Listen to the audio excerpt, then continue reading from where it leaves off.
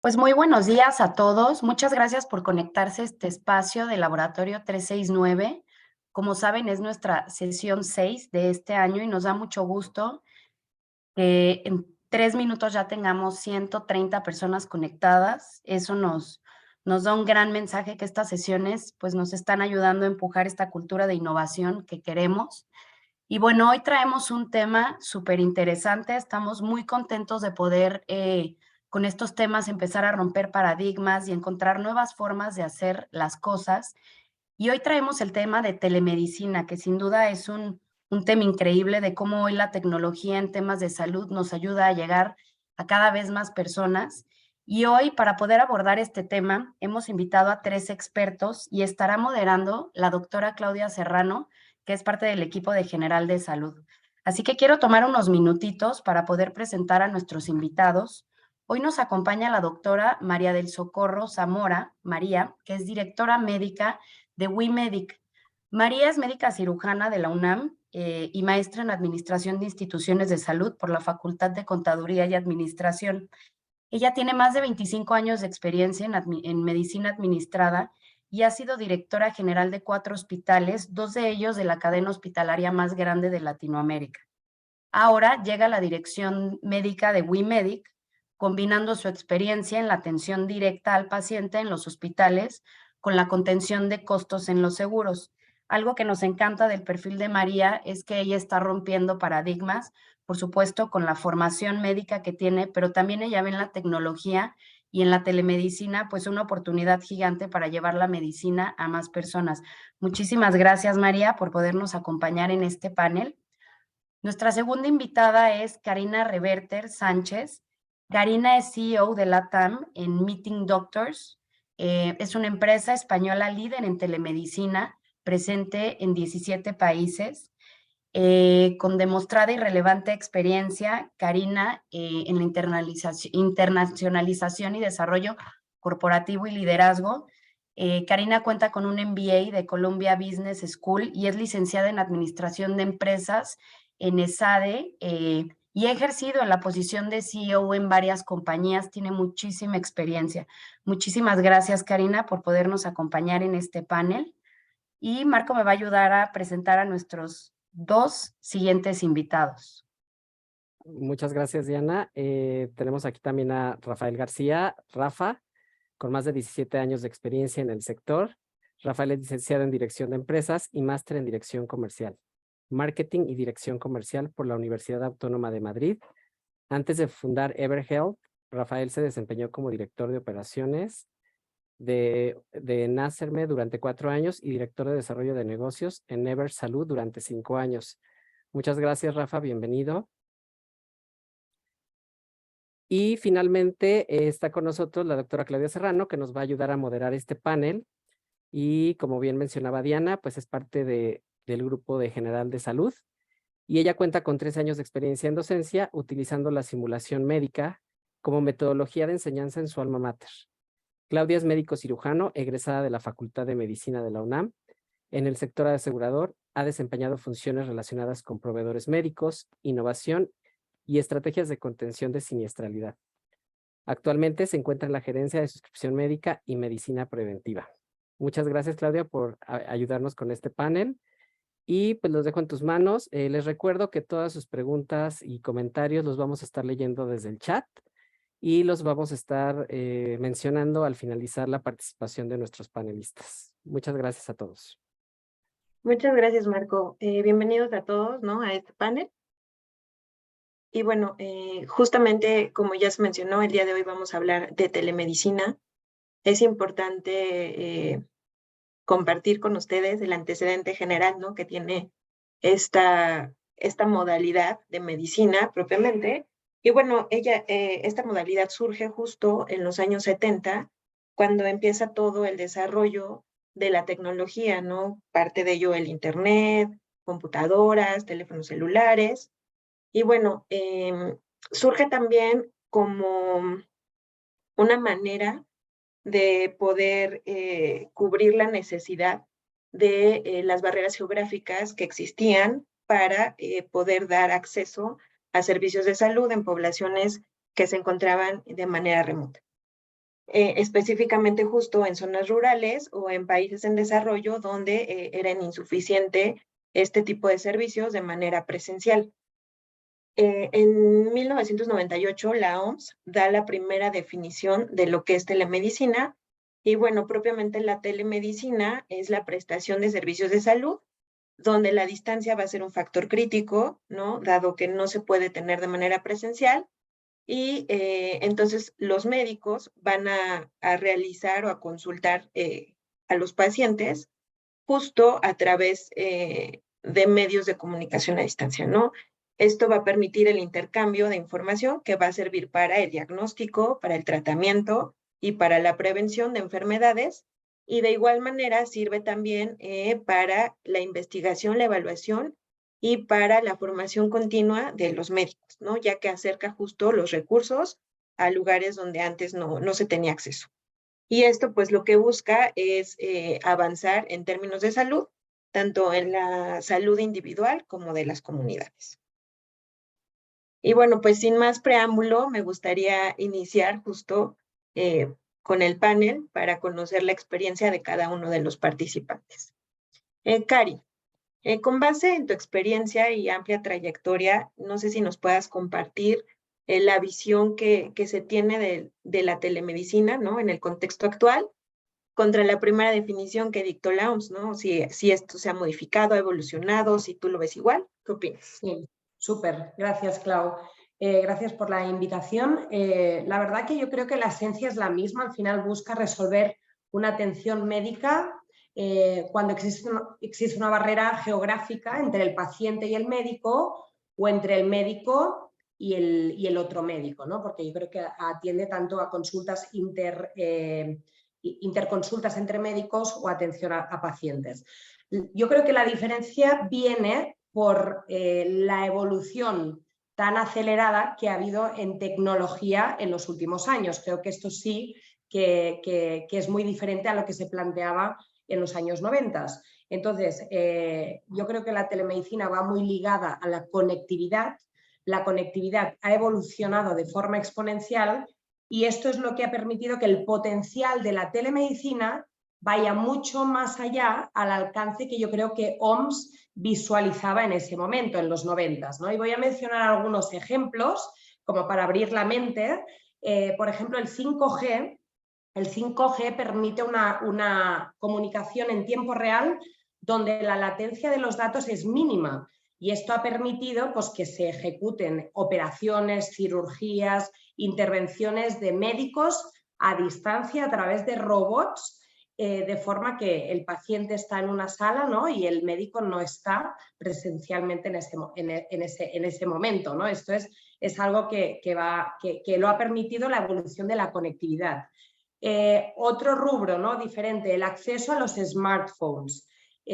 Actualmente pues, vemos en muchas geografías, incluso en México, una penetración muy elevada de los smartphones a nivel general, ¿no? Independientemente de la geografía, de la edad, incluso de la situación económica de la población. Y esto hace que realmente pues, se pueda democratizar mucho el acceso a servicios de salud a través de estos dispositivos móviles, ¿no? Tenemos luego otro ejemplo, el tema de los aparatos médicos. Cada vez vemos más aparatos en el mercado de consumo masivo que digamos que cada cual lo puede utilizar en su casa y ya están cada vez más aceptados a nivel médico, ¿no? Por la FDA y demás, de forma que uno mismo puede hacer las mediciones pertinentes para que en tiempo real el médico pueda ver los signos vitales y los datos que de otra forma tendrían que ser pues, hechos de forma presencial en una consulta, ¿no? Entonces, yo creo que en este sentido, pues la esencia es la misma que definía la OMS en los 90, pero la tecnología ha abierto unas posibilidades enormes de forma que el impacto en cuanto a democratización a servicios de salud, a programas de prevención, a atención primaria, pues sean realmente impactantes y vayan en la línea de las directrices de la OMS, ¿no? De, oye, en 30 años queremos que el acceso a salud sea un derecho democrático para todos. Y no sé si me he enrollado mucho o si quieren complementarlo, Rafa, María.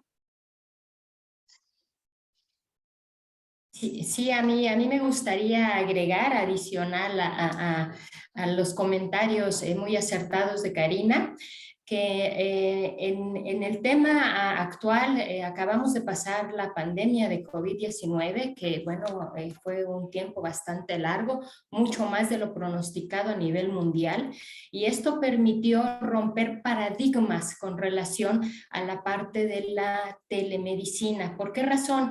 Digo, en el caso de México, pues ya tenemos ejercicios de telemedicina en instituciones importantes como el IMSS y el ISSSTE. Sin embargo, entender las bondades que tiene la telemedicina no fue posible hasta que la pandemia llegó. ¿Por qué razón? Pues teníamos que estar la mayoría de los pacientes, tenerlos en casa para evitar riesgos, y en este caso, pues en este contexto actual, pues la telemedicina ha sido y seguirá siendo una oportunidad para facilitar el acceso de atención a la gente en donde las barreras geográficas las tenemos presentes. Otra situación pues son estas emergencias sanitarias, y una más que podría ser importante, aquellas situaciones en donde la escasez de personal tampoco lo permite. De manera que las bondades de la telemedicina permitieron ahora con la pandemia un desarrollo mayor, y algo que también pudimos trabajar es la colaboración interdisciplinaria con los diferentes actores de la salud, porque nos permitió, por supuesto, hacer esta comunicación dada esta emergencia que teníamos todos. Y lo que queremos precisamente pues es continuar con ese espíritu que la OMS describía en 1998, y por supuesto seguirlo desarrollando, porque no cabe duda que existen todavía oportunidades de desarrollo, pero en aras de seguir buscando cómo resolverlas, hoy es una herramienta muy importante para hacer llegar la salud a más gente. Muchas gracias, María. Rafa.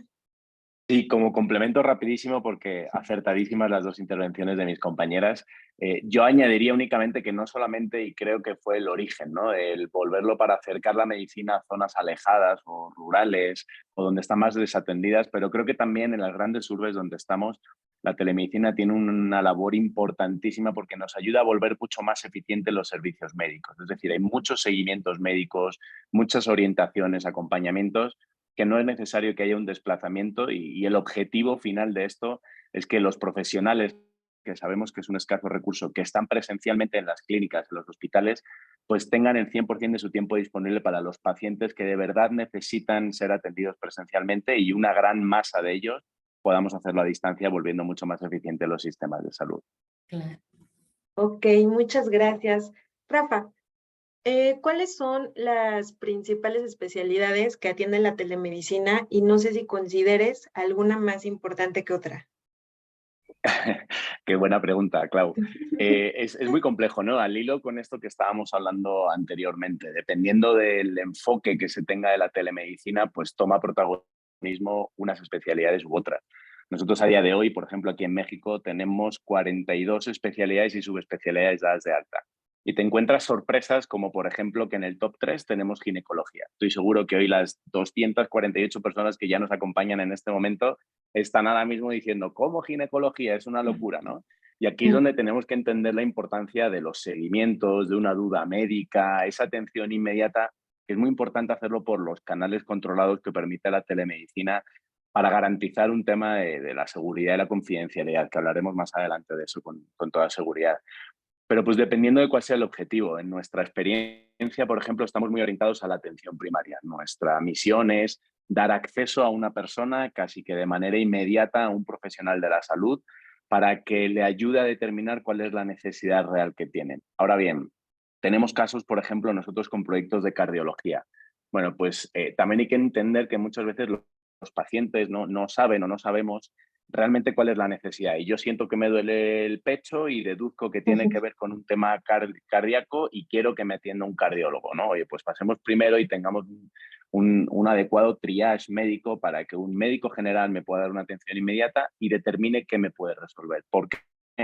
Porque un cardiólogo, supongámonos que lo tenemos a través de una videoconsulta, una consulta por chat. Si no tenemos, por ejemplo, lo mencionaba Karina hace un momento, ¿no? Si no tenemos esos dispositivos que permiten que el paciente pueda o que el profesional pueda tener mucha más información. Yo, por ejemplo, traigo aquí uno de muestra para que vean el estetoscopio, que seguro todos lo conocen, ¿no? El médico se lo coloca y nos ausculta. Pues de poco nos va a servir que un cardiólogo nos atienda a través de un chat o de una videoconsulta, a diferencia con lo que nos puede ayudar, por ejemplo, un médico general o que tenga una capacitación también especializada en ese sentido, si no tenemos la prueba del electro que necesitemos, si no nos puede auscultar, porque al final ese conocimiento que tienen los especialistas le sacan verdadera eficiencia a ese conocimiento cuando tienen todas esas pruebas o esa cantidad de información complementaria, que es lo que nos diferencia y por eso nosotros estamos muy enfocados y siempre decimos, oye, especialidades sí, pero no de cualquier manera, ¿no? Porque en nuestro caso la telemedicina pues nació para que cada dólar o cada peso mexicano, en este caso, que se invierta sea lo más eficiente posible. Entonces, desde la sorpresa de la ginecología, que lo tenemos en top 3, por supuesto, psiquiatría, psicología, que son las más naturales por el hecho de ser las propias videoconsultas, pero hay muchísimas sorpresas. Depende mucho del enfoque que le hagamos, Clau. Muchas gracias, Rafa. María. Efectivamente, yo coincido en Rafa que no hay una especialidad más importante que otra. Sin embargo, el boom de atención vía videoconferencia, esto ha permitido que más especialidades puedan tener esta oportunidad de acercarse a los pacientes. Ahora, es importante identificar que la teleconsulta no necesariamente va a suplir a la visita presencial, pero sí es una herramienta que apoya para tener el primer acercamiento o dar seguimiento de una atención a un paciente. Entonces, ubicando esas bondades, podemos identificar que alguna especialidad requerirá ver al paciente de manera presencial, pero para el seguimiento, y más si hay barreras geográficas, podemos utilizar la herramienta de telemedicina para este apoyo. Además, digo, hay importantes desarrollos de tecnología que nos facilitan a lo mejor captar imágenes, captar sonidos. Ahora existen estos relojes que nos permiten medir signos vitales, que a lo mejor no son tan exactos, tan certeros, pero sí nos dan la oportunidad de tener un dato médico que sirve para dar esta atención al paciente. Pero efectivamente esto va a depender de las necesidades de cada quien. Por ejemplo, pediatría también es una de las especialidades que han sido muy solicitadas porque los papás a lo mejor prefieren hacer esta cita en video con el pediatra que tener que trasladarse y llevar a los niños a una atención, y facilita por tiempos, facilita por distancia y finalmente pues resuelven su tema de salud, que es importante. Gracias, Cari. La verdad que estoy totalmente de acuerdo. Yo lo simplifico un poco en toda la parte de prevención, concienciación de temas de salud y atención primaria. Nosotros también cubrimos 15 especialidades médicas para telemedicina y sí que hay especialidades un poco más afines a otras. Yo quería compartir el resultado de una encuesta que hicimos a médicos mexicanos de muy buenas universidades, de buenos hospitales, y les preguntamos, oye, ¿para cuándo ves más relevante la telemedicina? Y nos hablaban de estos 5 casos. Uno es consultas de primera vez, ¿vale? Donde, oye, como decía Rafa, triage para indicarle al paciente para dónde tiene que seguir, ¿no? Si tiene que ver a un especialista, de qué tipo, si tiene que hacerse unos análisis y demás. Algo que se está posicionando muy relevante es el tema de enfermedades crónicas y consultas de seguimiento, temas de diabetes. Ya hay muchos sistemas públicos implementando telemedicina para acompañar a pacientes con enfermedades crónicas. Luego, el tema de checar la dosis para un tratamiento que tal vez ya es más recurrente, por lo que sea, pues por dudas que le surge al paciente en cuanto a las dosis. check-ups rutinarios, revisión de análisis de laboratorio, eso va muy en línea con la prevención. Nosotros hacemos muchas campañas rutinarias de, oye, concienciar a la población que según qué edades tengan, tienen que hacer ciertos análisis preventivos y el médico a distancia puede perfectamente revisar esos resultados. Y para mí el rey de la telemedicina, que tal vez no sé si va dentro de la telemedicina o del mundo de salud, pero que es súper relevante, es la salud mental. Psicología, psiquiatría se están posicionando como líderes para acompañar a la población, ¿no? Súper bien, muchas gracias, qué interesante. María, ¿consideras que los comportamientos de uso varían entre nativos digitales y pues los usuarios tradicionales, ¿no?, de este tipo de servicios? ¿Y cuál estimas que es el nivel de confianza que podemos encontrar en cada uno de ellos? El tema de telemedicina en la época en la que estamos actualmente nos deja perfectamente claro que este es un tema generacional, porque el manejo de la tecnología, las nuevas generaciones, pues nacen con el celular bajo el brazo, de manera tal que desde muy pequeñitos ya pueden acceder a los medios de comunicación, celular, iPad, computadora, internet, y eso hace que tengan esa confianza, ese acceso y esa facilidad para estos medios. Por otro lado, el tener mucho contacto con esta dinámica vía distancia también hace que no quieran mucho la parte presencial y privilegian aquello que pueda ser de acceso rápido. Por ejemplo, la compra a través de internet, la solicitud de un servicio por red y que llegue a casa. Entonces, eso facilita que las nuevas generaciones, este tema de telemedicina, tenga la posibilidad de un desarrollo y una aceptación mayor. Para las personas que tradicionalmente no manejan estos medios, es un poquito más difícil. Sin embargo, no ha sido imposible. La pandemia, decía yo en la pregunta anterior, permitió romper paradigmas porque la gente que no tenía esa facilidad de la tecnología o tenía la resistencia por temas de la pandemia, tuvo esa apertura para manejar el celular, para manejar la computadora, para meterse a internet, y estamos hablando de los abuelitos trabajando con los nietos o con los hijos para esa facilidad. Entonces, ha tenido como más apertura, no es de manera natural que les guste la teleconsulta, la teleasistencia, pero ya la aceptan un poco más y eso ayuda muchísimo. El tema de la confianza, a quienes buscan de manera tradicional la atención, la teleasistencia, la teleconsulta, hay cierta desconfianza. Sin embargo, el acercamiento posterior con un médico o al consultorio, pues les permite ubicar que el avance que tuvieron con la telemedicina pues hizo que tuvieran una atención de manera inicial mucho más rápida. Entonces, creo que el comportamiento sí es diferente porque es un tema generacional. Sin embargo, creo que pueden de una manera ser aceptados. La confianza en los medios es mayor en nuevas generaciones, pero se puede seguir trabajando con quienes prefieren la parte tradicional, y en ese sentido la confianza en ambos poder irlo desarrollando, unos por tiempos y los otros por costumbre. Gracias, María. Rafa, ¿tú qué has visto en este tema? Este punto me parece clave para mí y aquí estoy muy de acuerdo con lo que dice María. Discrepo un poco en la parte donde tenemos que asumir, y aquí sí ya los responsables tecnológicos de estas soluciones, cuando hablamos de democratizar la salud, tenemos que tener en cuenta a todas las personas. Y evidentemente existe una brecha digital con las personas mayores, con el adulto mayor, no solamente con las personas con capacidades diferentes. Entonces, si de verdad tenemos esa misión, debemos de darle especial importancia en eso. Nosotros, por nuestra parte, en los 10 años que llevamos ya atendiendo pacientes a través de la tecnología, hace apenas 6 meses, aproximadamente 5 o 6 meses, logramos que nos certificaran como la primera plataforma inclusiva del mundo. Es decir, hoy somos capaces de atender a pacientes ciegos, sordos, mudos, personas daltónicas, con dificultades o capacidades diferentes, como se debe mencionar. Estaba viendo justo un comentario que nos mencionaba Edna Nolasco en el chat, ¿no?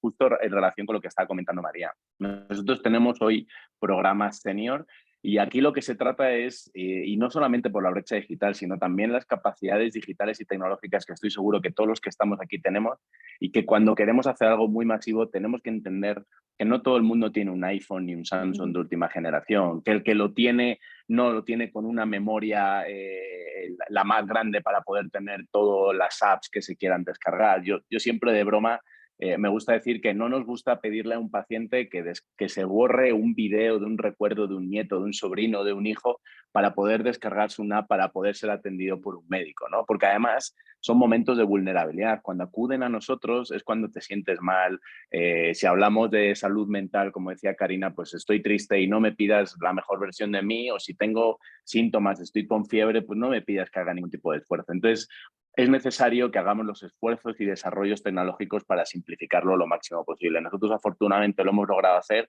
Hoy tenemos pacientes creo que el récord lo tenemos de 93 años, con cierta ayuda, un celular. Lo único que sucede en estos casos, pues que suele ser celulares que no tienen conexión a internet, estos que tienen los botones súper grandes, y ahí hay poco que se pueda hacer, ¿no? Pero es importante que por ejemplo, pues mandemos simplemente un enlace, que hagan clic y que puedan acceder a la videoconsulta. Otro de los ejemplos, y no me extiendo más, sucede, ¿no? Hoy dicen que la frase más dicha en pandemia era disculpen que tenía el mute activado, ¿no? Sucede mucho con estos adultos mayores, personas de 60, 70, 80 años, que sin querer, y yo creo que todos lo hemos vivido en pandemia, yo con mis papás incluso, que sin querer le dan el dedazo, ponen el mute y entonces son los siguientes 10 minutos de la conversación papá, un botón que hay aquí abajo con forma de micrófono, tienes que darle. Pues es importante que eso, por ejemplo, ese control, por supuesto, respetando todos los temas de privacidad y seguridad, pero que le pueda ayudar al médico para que la tecnología pase desapercibida, que ese es el objetivo principal y el deber que tenemos que tener para de verdad democratizar los servicios a todas las personas. Gracias, Rafa. Cari. Pues muy rápido, yo estoy totalmente de acuerdo. Creo que el hecho de que la experiencia de usuario sea muy sencilla y que implique muy pocas barreras, ¿no?, a la hora de acceder al médico es clave, tanto para generaciones más avanzadas como generaciones menos avanzadas en cuanto a tecnología. Y destacar que nosotros sí vemos una tendencia, y creo que es en el mercado de salud en general, normalmente mujeres con hijos entre 35 y 45 años suelen ser los tomadores de decisiones en temas de salud, y también suelen ser los que lideran que tanto ellas como sus familiares utilicen la telemedicina, ¿no? Vale, muchas gracias. Cari, desde tu cancha, ¿cómo crees que pueden convivir los ambientes híbridos en materia de salud? Es decir, la telemedicina con la consulta tradicional, ¿y qué beneficios consideras tú son los principales que aporta cada uno de ellos? Nosotros, aunque somos puros operadores de telemedicina, consideramos que la telemedicina tiene que complementar y ser un apoyo al tratamiento tradicional, a las visitas tradicionales y físicas. Entonces, nosotros consideramos que tienen que convivir y de alguna forma se tienen que retroalimentar. Es decir, tanto el médico que atiende a un paciente, ya sea en consulta presencial o en consulta por telemedicina, tiene que tener acceso a todos esos inputs y a lo que le llamamos el historial médico del paciente, ya sea si ese input viene de un análisis de laboratorio que se realizó, que tiene que llegar a la plataforma, como una consulta presencial que hizo con ciertos médicos. Entonces, la clave aquí es la interoperabilidad entre la telemedicina y todas las acciones que ocurren, digamos, en el mundo online, con todas las acciones que ocurren en el mundo offline. Y lo mismo para el paciente. Para mí es clave que el paciente tenga acceso a su información para que pueda decidir cuál es el siguiente paso que mejor le conviene en ese momento, ¿no? Entonces, Nosotros creemos que como apoyo, o sea, la telemedicina como apoyo a la salud tradicional puede resolver un porcentaje muy alto de consultas. En el mercado hay muchas estadísticas, se habla de que el 70% de las consultas presenciales se pueden hacer por telemedicina y nosotros más o menos confirmamos esta estadística. Sin embargo, creemos que la confianza para el paciente es clave, es decir, un paciente puede ser paciente del sector público, de un hospital privado, de una aseguradora, ¿no?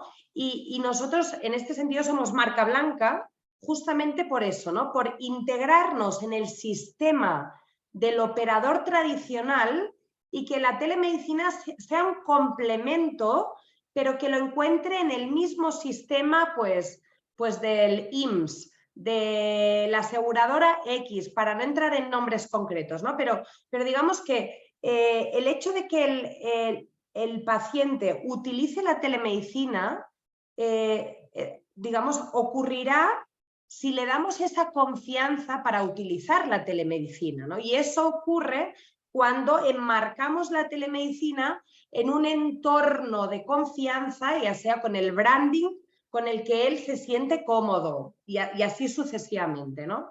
Entonces, como resumiendo a tu pregunta, ¿tienen que convivir ambos mundos? Normalmente la telemedicina yo la visualizo como un punto inicial de triaje, de consulta, para saber si es una situación de emergencia, si se puede resolver en ese momento, si requiere luego unos análisis de laboratorio, que luego todos esos análisis y esos inputs puedan retroalimentar todo ese expediente médico del paciente. Luego que, oye, igual se deriva a un especialista que requiere una visita presencial, pero luego el seguimiento lo puede hacer con telemedicina, ¿no? Entonces, yo creo que en el camino del paciente pues tienen que tocar puntos presenciales y puntos online para hacer más eficiente el sistema de salud, que al final es un recurso escaso a nivel global y tenemos que necesariamente eficientar, ¿no? Incluso los hospitales lo que están haciendo es, oye, implementar modelos de atención hospitalaria donde el paciente ya no está necesariamente en una cama en el hospital, sino que están en su casa y le ponen los equipos necesarios para que en tiempo real el hospital pueda monitorear pues, los signos más relevantes, ¿no? Entonces, pues resumiendo, tiene que ser complementario, telemedicina, tienen que ir de la mano de la salud tradicional, de la salud presencial y demás, y la interoperabilidad entre todos los sistemas es clave para que realmente esto sea una realidad y el paciente sea uno y no le tratemos como cada vez que llega como un paciente nuevo, sino que alimentemos toda la información de ese paciente en un sistema que sea más eficiente y común para todo. Muchas gracias, Cari. María, en un minutito. Sí, no te preocupes. Totalmente de acuerdo con Karina, son complementarios. Lo único que yo agregaría es que la parte del acercamiento en el presencial, que es la exploración física, específicamente, digamos, una limitante en la telemedicina, hace que esta combinación de atención sea muy necesaria dependiendo de cada caso. En algunas situaciones en donde la barrera geográfica no permite que el paciente acuda a un sistema presencial, existe la modalidad de algún apoyo médico que puede ser un auxiliar de salud que ayude al médico a distancia para resolver esa problemática de la exploración física y finalmente darle la atención al paciente, porque en esa dinámica pues las bondades de la telemedicina pues van a seguir siendo mayores que las limitantes. Tenemos que seguir siendo creativos para resolver esas situaciones, pero hoy día con un asistente de salud en donde la barrera geográfica no permite más avance, es una manera de solucionarlo y siguen siendo complementarios. Muchas gracias. Rafa. Gracias, Clau. Muy al grano. Yo siempre digo que el futuro de la telemedicina es desaparecer. Estas conversaciones se van a dejar de tener. La telemedicina forma parte del sistema tradicional de salud, es esa primera capa de contención y de seguimiento y dejaremos de contemplarlo. El día de mañana estoy seguro que antes de que cualquiera de nosotros acuda a un médico presencialmente, entraremos por aquí, nos conectaremos con un profesional y detrás, igual que hoy no vamos directamente a un especialista y nos ve un médico general que hace un triage, lo pasará exactamente igual por telemedicina. La buena noticia con todo lo que estaban diciendo Karina y María es que todo esto ya existe. Karina decía, oye, el 70% de las consultas se pueden resolver por telemedicina. Cuando hablamos de una videoconsulta, es verdad que el chat ya ha bajado un poquito a raíz de la pandemia porque se le da más importancia por la normalización de la telemedicina, pero hoy los dispositivos que estaba diciendo María ya existen. Yo hoy les estaba contando sobre un estetoscopio donde nosotros lo tenemos instalado en escuelas infantiles para atender a los niños y ver si es una bronquitis o no, donde lo tenemos en zonas alejadas o incluso ya tenemos en algunos países que tenemos el envío del kit a domicilio. Igual que hoy en 15 minutos nos llevan una hamburguesa a nuestro domicilio, pues en vez de una hamburguesa nos traen un maletín con unos dispositivos. Yo mismo me los coloco y me los pongo porque es en directo y es en tiempo real. Y esto nos permite subir este 70% hasta el 92% de las consultas resueltas. O sea que son muy buenas noticias porque estamos ya donde consideramos que se debe de estar. Totalmente de acuerdo con ustedes. Rafa, aquí un tema importante, ¿no? ¿Cómo se garantiza la seguridad de la información de los pacientes que deciden recurrir a la telemedicina? ¿Es posible compartir esta información con el consentimiento del paciente a otros médicos? ¿Cuál ha sido tu experiencia? Sí, es un tema importantísimo. Por supuesto, aquí hay unos países que están más avanzados que otros en cuanto a la regulación con toda esta información, ¿no?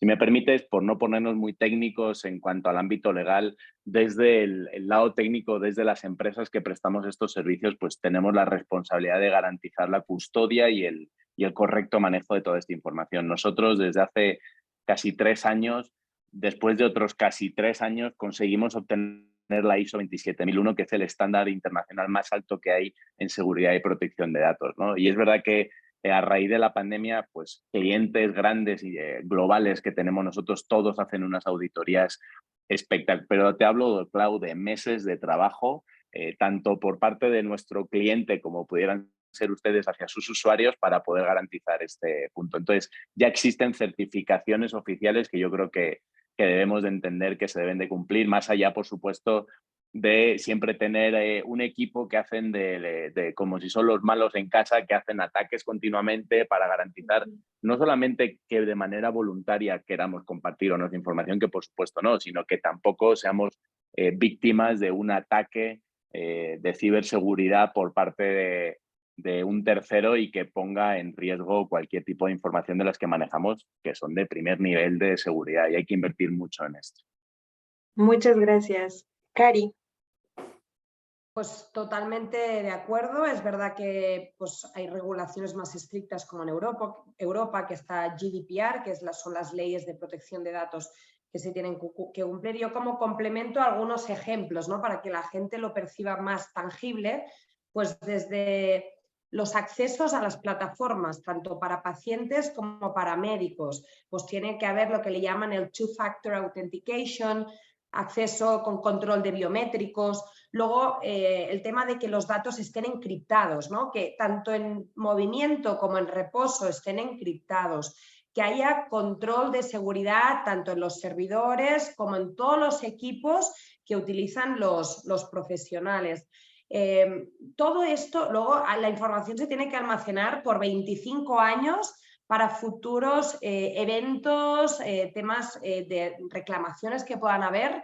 Esto implica pues, que al final se manejan muchos datos, los datos se tienen que almacenar de forma lógica, ¿no? por cliente, con barreras entre ellos.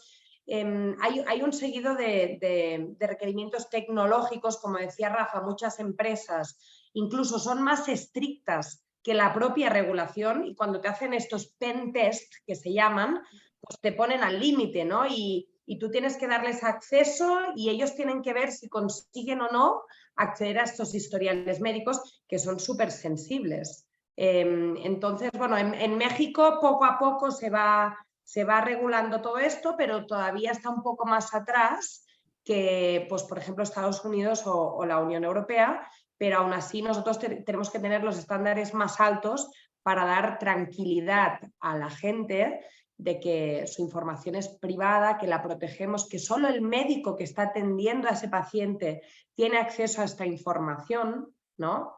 Y todo eso tiene que quedar al final resumido en lo que se llama los términos y condiciones del servicio y el aviso de privacidad, ¿no? Y todo esto se le tiene que facilitar al usuario antes de acceder al servicio para que sepa las reglas del juego, ¿no?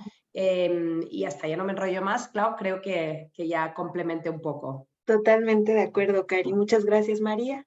Básicamente, confirmar que la seguridad de la información es una de las garantías que buscan todos aquellos usuarios de la telemedicina, porque manejamos datos sensibles.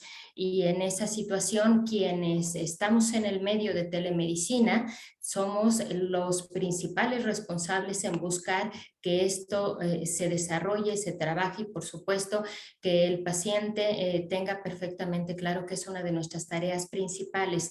De manera importante, el consentimiento informado también es un documento eje, incluso en este tipo de atenciones, porque para poder compartir información con otros especialistas, hablando de interconsulta, el paciente lo tiene que autorizar, y en aras de, como decía Rafa, otros especialistas participen como complemento en la atención de un paciente, poder tener acceso a esos datos y poderlos proporcionar. El encriptar los datos, como decía a Karina, es importante porque a veces van imágenes, y esas imágenes pues son muy especiales, y el paciente necesita tener la tranquilidad de que esa información está segura, es tranquila, y que ese consentimiento informado es precisamente para garantizar que todo esté perfectamente protegido. Muchas gracias. Otro tema que creo se tornó súper relevante, sobre todo en cuestión de telemedicina, es el de la receta médica. Cari, ¿consideras que esto va ligado al tema de la regulación? Desde luego, totalmente de acuerdo. O sea, al final una consulta médica muchas veces, no siempre, ¿no? Pero muchas veces deriva en una receta médica, ya sea para medicamentos, para análisis de laboratorio. Entonces tiene que estar contemplado en la regulación, ¿no? Tanto cuál es el alcance de la telemedicina, como si se permite un diagnóstico propiamente dicho y una receta médica. Y no solo la regulación, yo quiero mencionar que la regulación en este caso tiene que venir acompañada de un sistema único de recetas. O sea, la regulación está muy bien, la regulación te puede estipular, mira, pues para fracciones 3, 4, 5, 6 en adelante es permitida la receta médica electrónica, bajo siempre digamos, la decisión del médico. El médico es el que dictamina si tiene las suficientes evidencias para emitir una receta, ¿no? El paciente no puede obligar al médico a darle una receta, y si el médico considera que tiene que haber o un análisis de laboratorio o una visita presencial, pues el médico es el que decide si puede emitir las recetas o no, ¿no? Y la regulación te puede decir, no, para, pues, por ejemplo, fracciones 1 y 2, que más o menos por ahí va la dirección en México, que son medicamentos controlados, estupefacientes, ansiolíticos, ahí ya se requiere una receta manuscrita del médico, Está muy bien, la regulación tiene que estar, ¿vale? Y creo que en estas líneas avanza México. Sin embargo, el tema de la receta va más allá. O sea, las farmacias tienen que aceptar esa receta, ¿no? Porque si existe la regulación, las farmacias tienen que conocer esa regulación y ser capaces de consumir esa receta y dispensar el medicamento. Y eso es complejo a nivel de sistemas, porque las recetas, primero, muchas recetas caducan, ¿no? Los médicos deciden para cuánto tiempo dura esta receta. Si son recetas recurrentes, no puede ser que un paciente, pues, que consiga una receta, pues vaya a una farmacia, agarre el medicamento y se vaya a otra farmacia y agarre doblemente el medicamento. Esto tampoco puede ocurrir y tampoco puede ocurrir a la inversa, ¿no? Que el paciente vaya a una farmacia y la farmacia diga, no, yo es que no sé de esto de las recetas electrónicas y no puedo surtirte el medicamento. A ver, si la regulación está, pues tiene que haber un sistema, como en otras geografías, un sistema único de banco de recetas donde la gran mayoría de farmacias tienen que adherirse y con un código único de receta, ya sea un código de barras, un QR, tiene que haber un código único que identifique esa receta, vea si es válida o no es válida, la consuma y a partir de ahí el sistema en toda la región consume esa receta y ya no se puede utilizar de nuevo, ¿no? Entonces, claro, a tu pregunta, totalmente, la regulación tiene que estipular las reglas de juego en cuanto a la receta. Ya está muy avanzado, tanto en México como en muchas regulaciones, en muchos países, que la receta electrónica está permitida. Sin embargo, yo creo que el reto en México es implementar este sistema único de surtido de recetas. Muchas gracias. María. Efectivamente, pues la receta es finalmente la manera en la que el médico concluye la atención que le va a dar a ese paciente de acuerdo al diagnóstico que ya hizo. Y afortunadamente el tema de la receta electrónica ya está muy liberado aquí en México y aceptado. Existen situaciones especiales, como decía Karina, el tener un código para que esta receta tenga validez primero, y segundo, la firma electrónica avanzada permite de alguna manera esa validez sin que el médico tenga que firmar, porque precisamente de lo que se trata es aprovechar el avance tecnológico para facilitar esta atención y este acceso.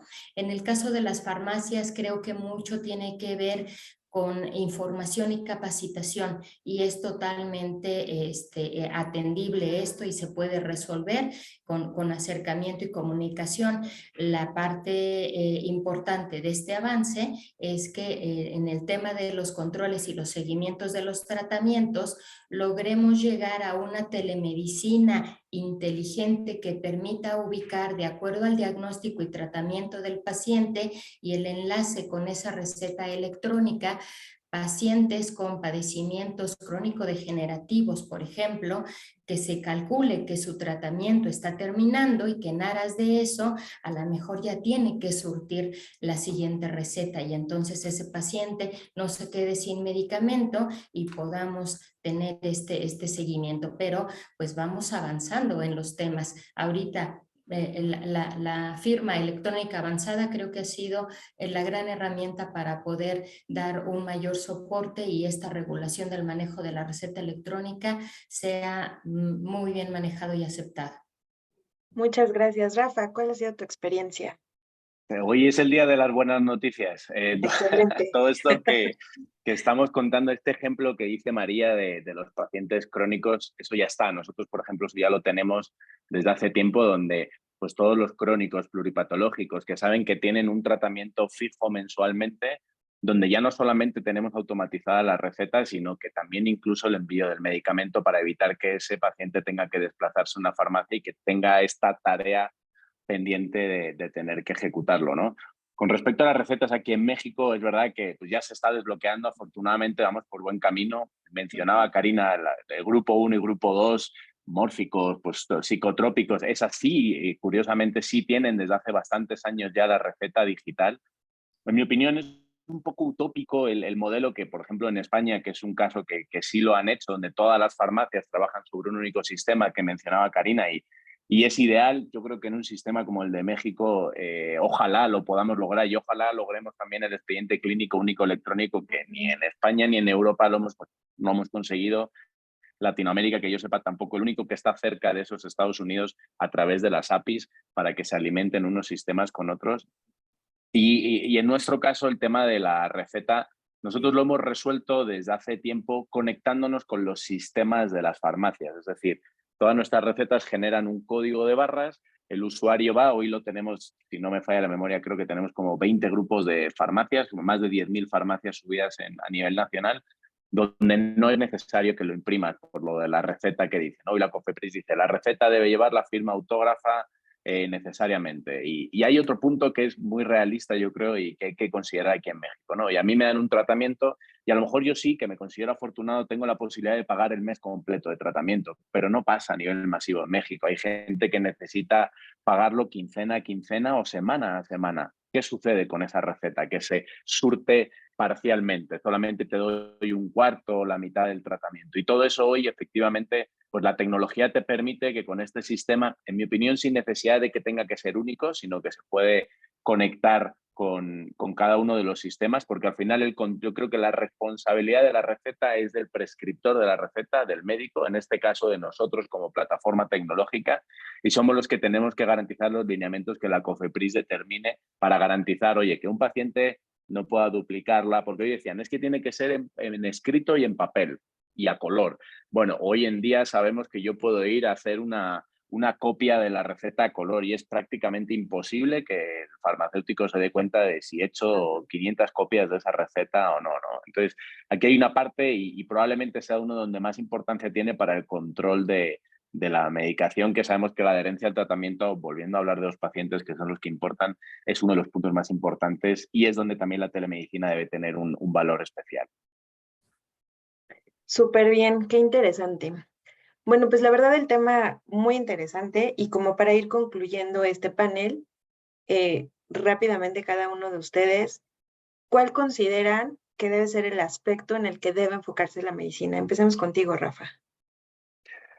Dejar de hablar de telemedicina y obsesionarnos en la telemedicina con la capacidad de resolución de consultas. En mi opinión, todo debemos de orientarlo hacia el diagnóstico y el tratamiento. Lo hablo desde nuestra experiencia, que estamos en esa medicina de primer contacto, no en las superespecialidades y en temas más complejos, como decía Karina al principio también, el tema de Da Vinci, que somos capaces de operar a miles de kilómetros de distancia gracias al 5G, ¿no? En mi opinión, y en el área que nosotros dominamos y como lo tratamos de hacer hoy es nosotros cada vez, hoy por ejemplo, tenemos una herramienta que desde el celular del paciente el médico puede medirle la frecuencia cardíaca, la presión sanguínea o la saturación de oxígeno en sangre del paciente, sin necesidad de instalar ni configurar nada. En mi opinión, ese es el camino. Tenemos que lograr que los profesionales de salud tengan la mayor cantidad de información posible para garantizar el diagnóstico y el tratamiento que consideren adecuado y garantizar el acceso a ese tratamiento al paciente independientemente del lugar donde nos estén consultando, porque eso es lo que te da la telemedicina, los pacientes se mueven.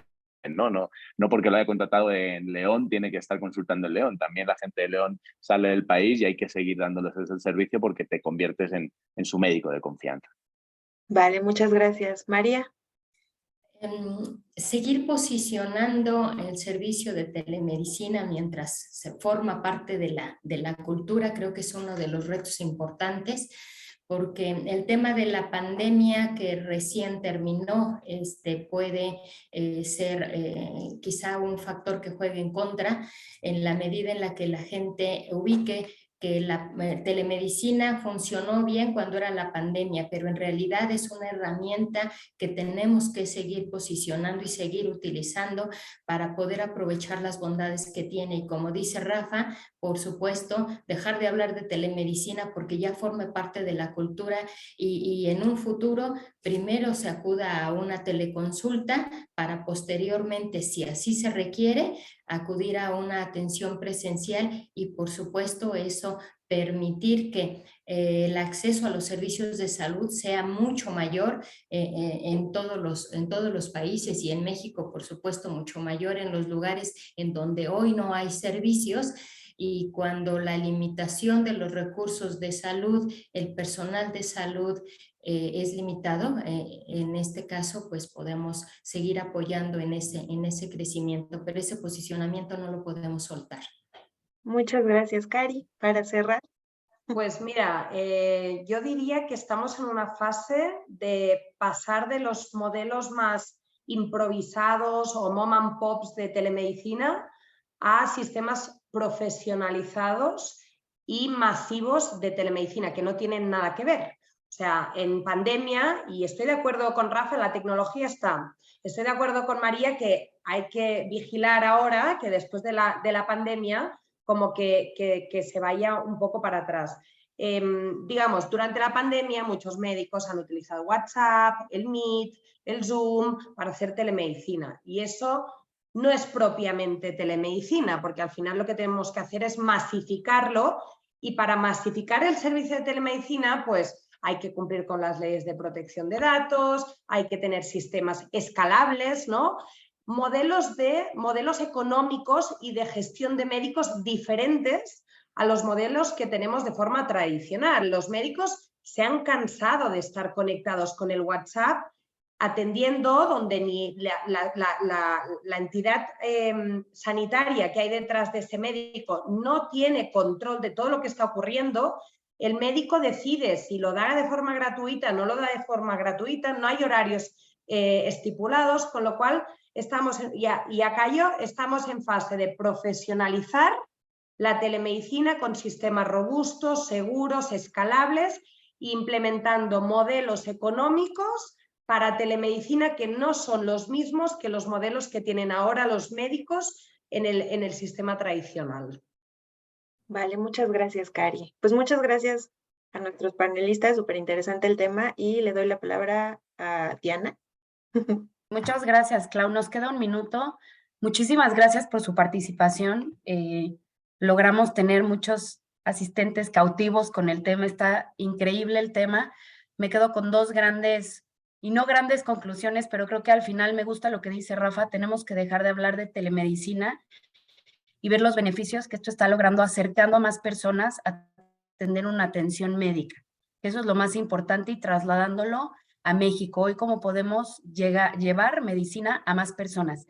Y el siguiente es el compromiso nosotros, General de Seguros, General de Salud, el compromiso que tenemos como aseguradora de dar confianza de estos nuevos, llamémosle métodos, nuevas formas de atender a nuestros asegurados. Me parece que ahí está la clave, cómo lo comunicamos, cómo lo acercamos, con qué plataformas, para que cada vez sea más fácil, más amigable y que se vuelva parte complementaria, ¿no? De los beneficios que reciben en una póliza y que le perdamos totalmente el miedo desde la aseguradora hasta el asegurador. Entonces, les agradezco muchísimo, Karina de Meeting Doctors, María de WeMedic y Rafael de EverHealth.